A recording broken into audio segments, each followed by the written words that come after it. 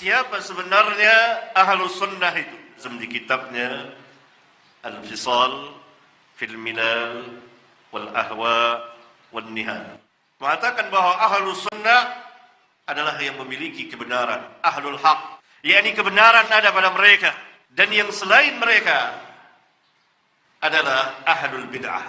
Yang selain dari Ahlus Sunnah adalah Ahlul Bid'ah. Kenapa? Karena Ahlus Sunnah itu adalah sahabat. Dan sahabat langsung dididik oleh Rasulullah sallallahu alaihi wasallam. Belajar kepada beliau, ditarbiyah, dididik dan ditasfiyah, dibersihkan oleh Nabi yang mulia alaihi salatu wassalam. Sahabat. Dan setiap orang yang mengikuti manhaj mereka, setiap orang yang mengikuti manhaj mereka, cara dan sikap beragama mereka, seperti tabi'in. Pertama orang yang mengikuti sahabat adalah tabi'in. Kemudian ashabul hadis dan orang yang mengikuti mereka dari para fuqaha dari zaman ke zaman ila yaumina hada, sampai pada hari ini. Al-Imam Ibn Hazm rahimahullah ta'ala hidup pada abad ke-4 dan ke-5 Hijriyah. Dan setiap orang yang mengikuti mereka dari orang-orang awam di timur dan di barat bumi, semoga rahmat Allah tercurah kepada mereka. Inilah Ahlus Sunnah. Ahlus Sunnah adalah orang-orang yang mengikuti manhaj perjalanan para sahabat. Demikian juga mereka yang mengikuti para sahabat dinamakan Salafi, yang mengikuti manhaj sahabat. Siapa saja yang mengikuti perjalanan mereka di dalam kehidupan keagamaan mereka, maka mereka adalah Salafi dan mereka adalah Ahlus Sunnah. Oleh karena itu, kita dapat membagi.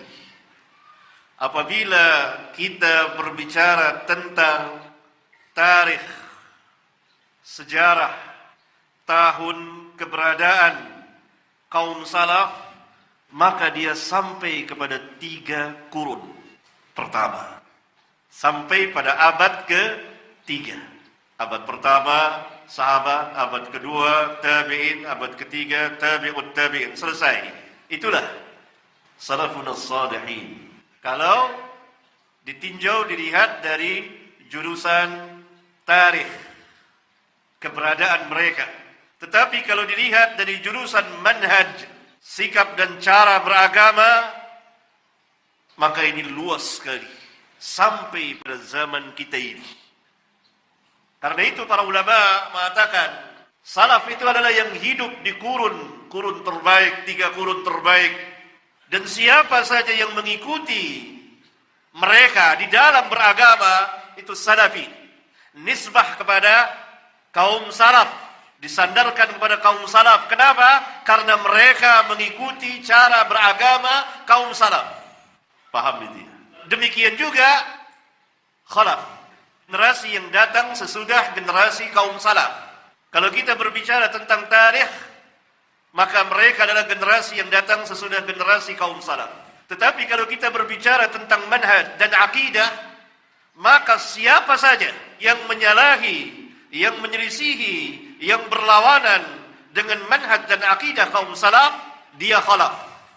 Walaupun dia hidup di kurun terbaik. Karena kita tahu sebagian dari ahli bid'ah, pemuka-pemuka ahli bid'ah, sebagiannya hidup di kurun-kurun tersebut. Tetapi perjalanan mereka menyalahi kaum salaf.